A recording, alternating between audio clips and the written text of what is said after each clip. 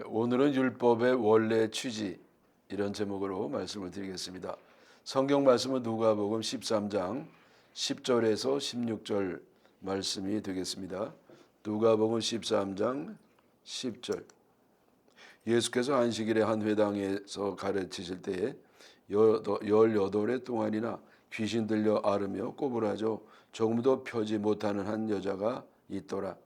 예수께서 보시고 불러 이르시되 여자여 내가 네 병에서 놓였다 하시고 안수하시니 여자가 곧 펴고 하나님께 영광을 돌리는지라.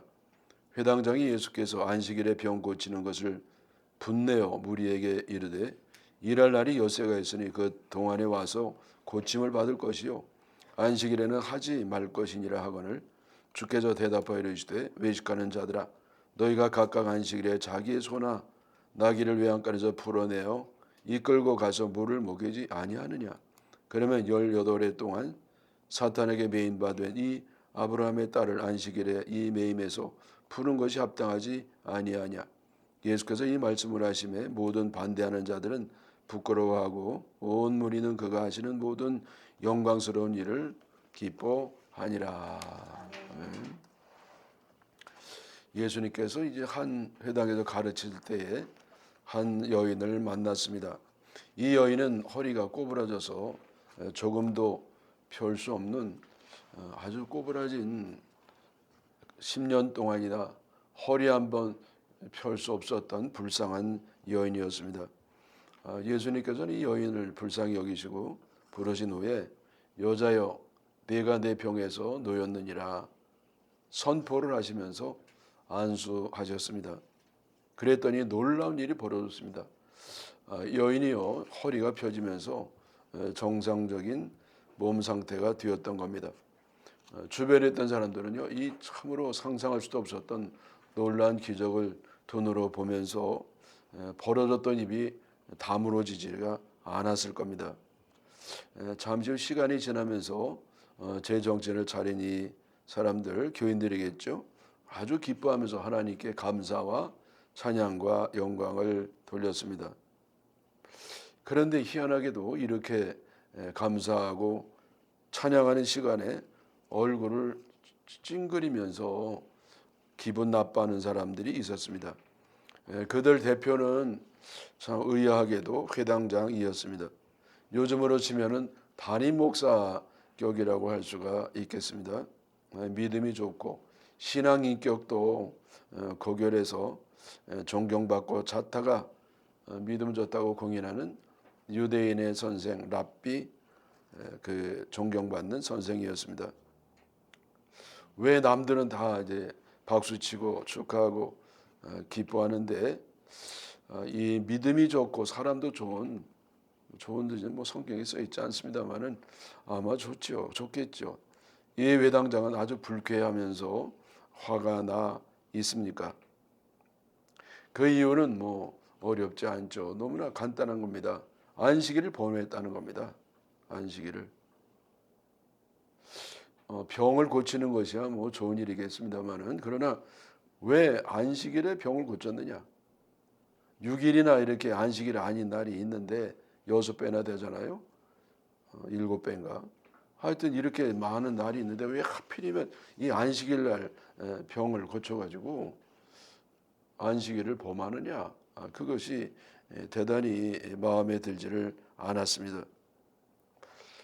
그래서 이 그날에 이제 다른 날에 안 고치고 그 안식일에 범하면서까지 고치는 그것이 너무나 약이 오르고 기분이 상했던 것이었죠. 자, 여러분, 이 18년 동안이나 참 불쌍하게 마귀에 매여 가지고 있는 인생이 완전히 망가진 여인이 고침 받으면 얼마나 감사한 일입니까? 그런데 안식을 했기 때문에 이것이 기분 나쁜 일이 된다는 겁니다. 안식일을 범했기 때문이라는 거 제가 말씀을 드렸죠. 안식일에는 여러분 잘 아는 것처럼 일을 해도 안 되고 힘든 일을 해도 안 됩니다. 왜냐하면 모두 율법의 대표가 십계명이 아니겠어요? 그러면 거기 십계명에 안식일을 거룩하게 지키라 이런 말씀이 기록되지 않겠습니까? 그래서 거룩하게 지킨다는 건 어떻게 하는 거예요? 하나님께 예배를 드리라는 겁니다. 하나님을 예배를 영광을 드리고 감사하고 예배를 드리라. 그러기 위해서는 다른 거 하지 말고 세상 일도 하지 말고 뭐 직장에도 나가지 말고 일도 하지 말고 힘든 일도 하지 말고 오로지 하나님을 생각하고 하나님을 체험하고 하나님의 말씀을 듣고 그리고 찬양하고 경배하는 그런 날이 되어야 한다. 자, 그런데요, 여기 그 예수님은 꼬부라진 여인을 하필 안식일에 고쳐 주어서 힘을 썼기 때문에 안식일을 범했다는 겁니다. 여러분, 그러나 이 예수님이요, 뭐 그렇게 안식일을 범할 정도로 힘을 썼습니까? 예수님이 여인을 고쳐 주실 때는 여러분 성경에 써 있잖아요. 그냥 말씀만 하셨어요. 예. 내 병에서 노임을 받으라. 그리고 안수해 주셨어요. 그 기도해 주셨어요. 단 몇 초밖에 안 걸려요. 거기 무슨 힘이 들어간 것도 아니고 땀이 들어간 것도 아니고 노동도 아니고 일이 아니고 이거는요 뭐 안식일 범한 거 아닙니다. 그런데 이 유대인들과 또 이 회당장은 안식일은 철두철미하게 지켜야 한다고 하면서 그 몇 초 동안 기도한 것도 그것도 무슨 힘을 쓴 거라고 간주하고 허용하지를 않았습니다. 여러분, 우리는 이 유대인들 그리고 회당장의 이러한 율법 해석에 대해서 비판을 합니다. 여러분 당연하죠. 비판받을 만합니다. 그런데 여러분 좀 여기서 한 가지 또 생각할 건 뭐냐면요. 안식일을 우리가 지키지 말라는 건 절대 아니에요. 철저히 지키는 이 유대인들 회당장의 그 생각은요, 우리가 본받아야 돼요. 이들이 얼마나 철저히 그 안식을 지키려고 그저 목숨을 걸듯이 그렇게 지키는 것은 참 본받을 만합니다. 그러나 지나치면 모자란만 못하다고 유대인들의 이 강박적인 과도한 율법 준수, 이것은 율법의 근본 취지와 어긋납니다. 여러분, 이 율법의 이 안식일의 근본 원래 취지는 무엇입니까? 이것은 사람을 억누르려고 만들어진 것이 아닙니다. 사람들에게 생명과 축복을 주고 공동체에는 질서와 존립을 세워주기 위해서 하나님이 주셨던 법입니다. 그런데 유대인들은요, 이 살리는 법을 올가매는 법, 인간성을 파괴하는 법으로 만들어 버렸습니다. 그리고 율법을 이용하고 악용해서 자유를 빼앗고 사람들을 정죄하고 보기 싫은 사람을 죽이는 일까지 하게 되었습니다. 그래서 여러분 참 이 법이 기록되면은요, 그게 그대로 다 지켜지고 좋은 게 아니에요. 이거를 인간은 죄인이기 때문에 아주 악용하고 오용하고 그러면서 본래의 그 율법을 세워진 취지를 거기와는 멀어지는 전혀 정반대되는 일들이 무수하게 이루어집니다. 여러분 오늘날에도요, 예를 들면은 우리 국회에 국회의원 불체포 특권이 있잖아요. 국회의원들은 체포되지 아니한다는 거예요. 이 회기 동안에, 국회를 하는 동안에는 어떤 잘못을 해도 체포되지 아니한다. 그게 왜 만들어졌습니까? 왜냐하면 혹시 좀 독재 정권이 들어서면, 그래서 이 대통령 최고의 통치자가 독재를 할 경우에 국회의원들이 막 붙잡혀 갈 수도 있으니까 그걸 방지하기 위해서, 자유민주주의를 지키기 위해서 그 취지로 만들어진 겁니다. 근데 여러분 이게 요즘 어떻게 사용되고 있죠? 국회의원들이요, 자기의 잘못 살아온 거, 이 사악한 법을 완전히 덮는데 이용하고 있습니다. 여러분 요즘 무슨 독재가 어디 있어요? 지금은요 뭐 대통령이 최고의 권력자라고 그래가지고 힘을 자꾸 빼자는데 사실은 국회의원들이 힘을 빼야 돼요. 국회의원 힘을 빼야 됩니다. 대통령 뭐 금방 잡혀가잖아요. 죄가 없어도 잡혀가요. 근데 국회의원들은 별짓 다 해도 왜 안 붙잡혀 가느냐 이거예요. 자기네들이 법을 만들기 때문에요. 이게 권력 남용이에요, 사실은. 네. 그래서 이 법의 원래 취지를 다시 찾는 이 일이 굉장히 중요한데 오늘 예수님이 여기에 대해서 말씀을 좀 하고 있는 것입니다.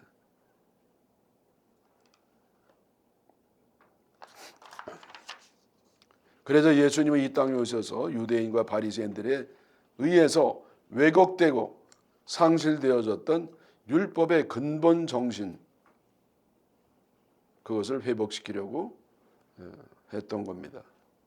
마태복음 5장 17절, 내가 율법이나 선지자를 폐하려고 온 줄로 생각하지 말라. 폐하려 온 것이 아니요 완전하게 하려 함이니라.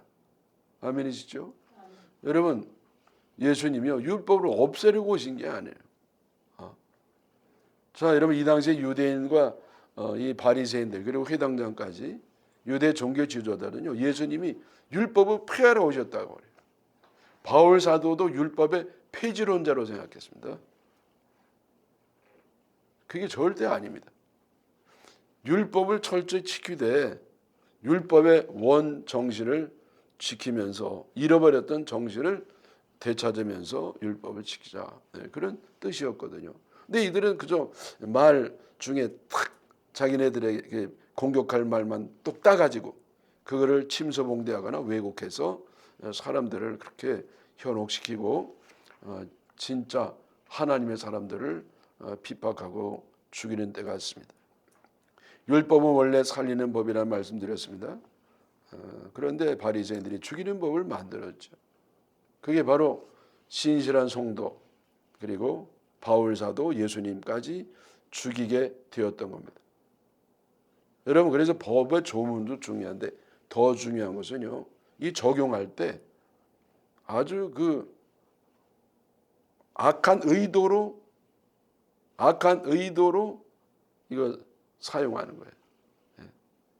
악한 의도로. 여러분, 이게 참 죄 많은 인간이 하는 겁니다. 그래서 여러분, 이 국회의원은요 정말 예수님 믿어야 돼요.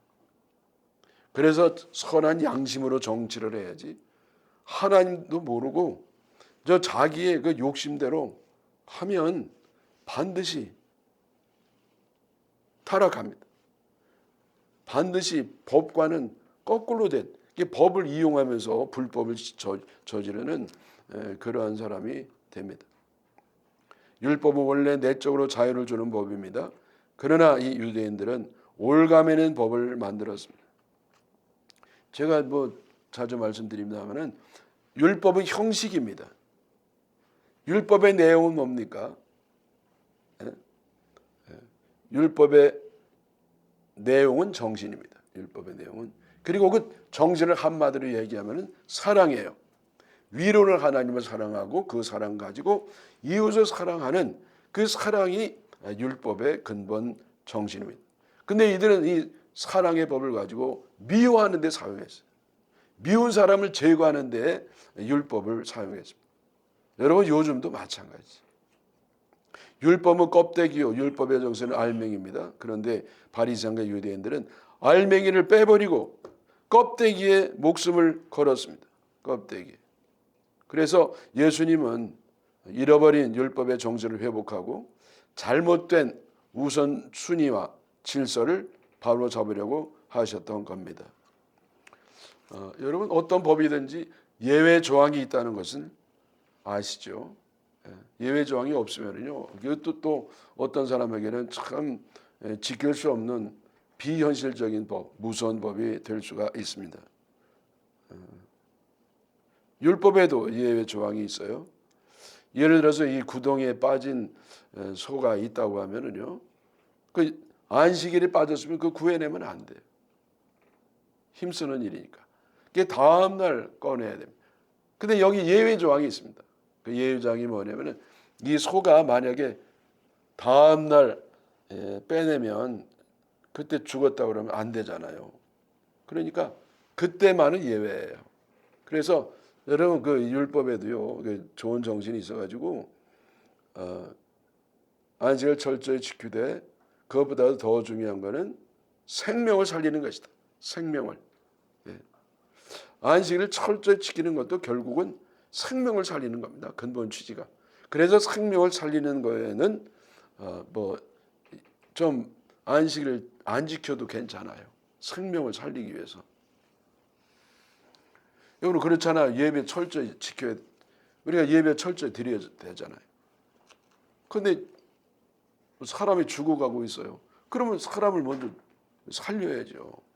나는 죽어도 하나님께 예배 드려야 된다. 그리고 생명이 죽는데 그거를 외면하고 가면 됩니까? 여러분 이것이 선한 사마리아 등장하는 이 제사장이나 그 율법사의 잘못이었죠. 오늘 이 예수님 말씀에도 그러한 내용이 들어 있습니다. 15절에 다시 한번 보겠어요. 주께서 대답하여 이르시되 외식하는 자들아 너희가 각각 안식일에 자기의 소나 나귀를 외양간에서 풀어내어 이끌고 가서 물을 먹이지 아니하느냐. 네. 너희들 뭐 율법 잘 지키는 것처럼 하지만은 결국은 너희들은 뭐 사실은 잘 안 지키는 데는 위선자들이다. 그러면서 예를 든 게 뭡니까? 아무리 안식이라 하더라도 외양간에 있는 그 소나 나귀를 이제 풀고 끌고 가가지고 푸른 초장에 데려가서 그리고 거기 물도 먹이고 풀도 먹인다는 거죠. 이건 예외 규정이에요. 왜 그렇습니까? 이건 먹어야 되니까. 양들이 매일 먹어야 되잖아요. 하루는 먹지 않으면 이게 배고프고 약해지고 병들고 심지어 죽이는 것도 있으니까 안식일은 그냥 먹어도 된다. 그래서 예수님도 마찬가지예요. 네? 예수님. 자, 16절도 보죠. 그러면 18해 동안 사탄에게 매임받은 아브라함의 딸을 안식일에 이 매임에서 푸는 것이 합당하지 아니하냐. 자, 이 가축들을 먹여 살리기 위해서 안식일에 이렇게 풀어주는 것처럼 지금 이 여인이 마귀에게 이렇게 붙잡혀 있는데 이거를 마귀에게 풀어가지고 자유를 주고 그 여인을 사람답게 살도록 살리는 것이 합당하지 않느냐.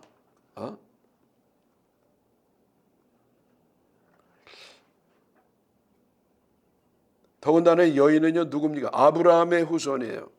하나님이 특별한 선민이라 말이죠. 그러면 더더욱 더 구해야 되지 않겠습니까?